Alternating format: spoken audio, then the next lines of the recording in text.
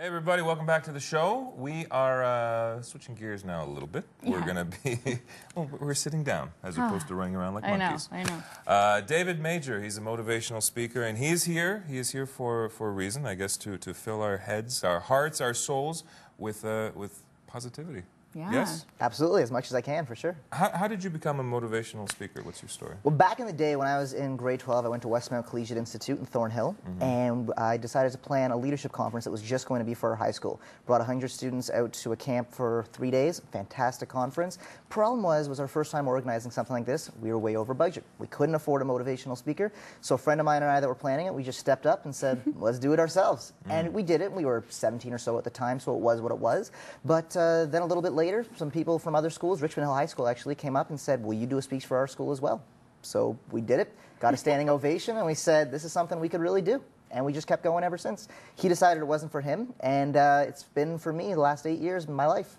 Isn't that bizarre? It's funny how you hear stories about how people are, how they end up in a certain path and taking a path. Were you always outgoing and comfortable with, you know? I was always the kid that liked to be on stage. I was always in the drama plays at school, and I loved being that center of attention kind of guy, and I always enjoyed doing this. I never, though, for a million years would have ever thought that this would be where I'm at my age and in my life. It's just something, I fell into it, and because I fell into it, I've been able to continue to do this, and that's why I always encourage students that what they need to do is try different things, just because you never know what kind of doors are going to open and what kind of opportunities will come your way.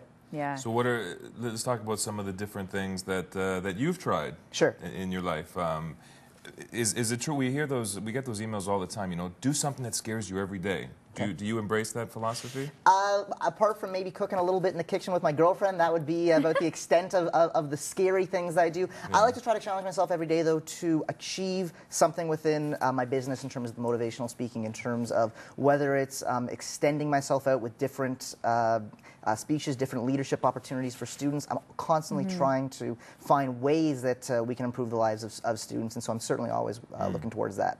And so you started speaking in Richmond Hill, but then as word spread about you and you became more successful, you really have been traveling around everywhere, right? Yeah, it's been, that's the amazing thing about it, is that I've had the opportunity to speak as far as Shanghai, China. I was there back 4 or 5 years ago, just an incredible opportunity. I was in the Northwest Territories last year, speaking for a couple of small communities. It was, I was 75 miles south of the Arctic Circle. It was an unbelievable experience, all over the U.S., all over Canada. That's been a really neat part of the job, is being able to see different places that I otherwise would never have the opportunity to see. So as you've traveled around the world and you've seen different places and met different people, have you found that at the heart of it, we're all the same? We have the same fears, the same ideas? 100%. You know, as I actually say in one of my speeches, I do a speech on diversity, and one of the speeches I talk about how we are all different, but at the same time, we are all just human beings. And no matter who you're talking to at what school, there's always going to be students who share the exact same kinds of fears, the exact same kinds of problems. Certainly, we all live different lives, but at the core of it, we 100% are completely equal in terms of what it is that we're trying to achieve in our lives. Right. Very cool. So another thing, I mean, switching gears a little bit, is that we've heard that you are a fast talker. That's right. Which is, I guess, better than a close talker. It's better than a close talker. Or even a high talker. Yes. How did you discover that you could talk really quickly? Well, as a kid, I was one of those guys who I would always just motor mouth, and people would always say, slow down, you need to slow, and even now my girlfriend is always kicking me and saying, slow, they don't understand you, slow down.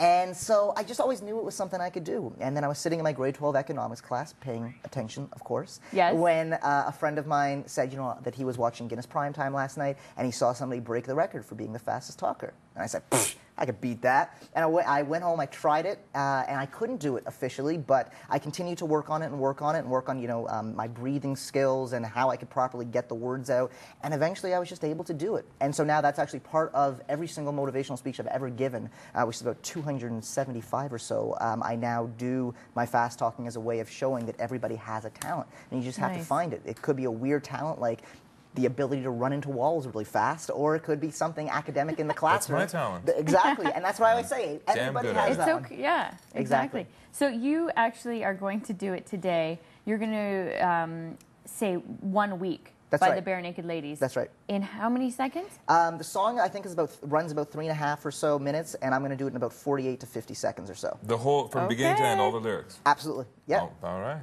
All right. You're going to do the dancing too? I will not do the dancing, but what I will have one of you guys do, if you'd like, is to use my grade 6 Timex watch here and time me while I'm doing it. The button right there, that's the start and stop button. Down here, okay, I'm ready. Okay, and you can go ahead and time that, and I'm going to go.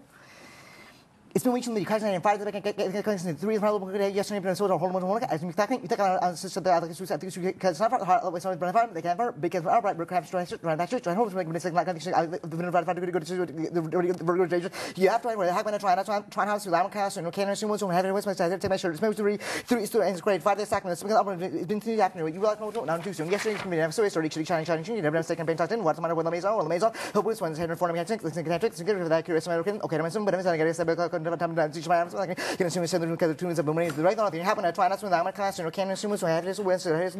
it's been a week since you talked to me. It's 5 days after you and said you just thought what you do 3 years from we love what we do. Yes, or sorry, because sorry, on the Robbie. You can breathe now. 42 seconds. 42 seconds. Wow. See, you guys have pumped me up. You can breathe now. Woo! Thank you. You can do anything you want. There you go. I'm going to go run into a wall right now. If we slowed that, I mean, to make it into the Guinness Book of World Records, which you want to do, right? Would they have to slow it down and listen to make sure you're saying every word? Yeah, what they'll do, I've contacted Guinness about breaking it, and what they'll do is they'll set me up at a radio station or maybe even here at Rogers, and they will set me up on your proper equipment and have me record it, and then they'll send it into Guinness, and they'll have speech pathologists analyze it and slow it down to see that every single syllable is said properly. And as long as every single syllable is said properly, then I would have the record, basically.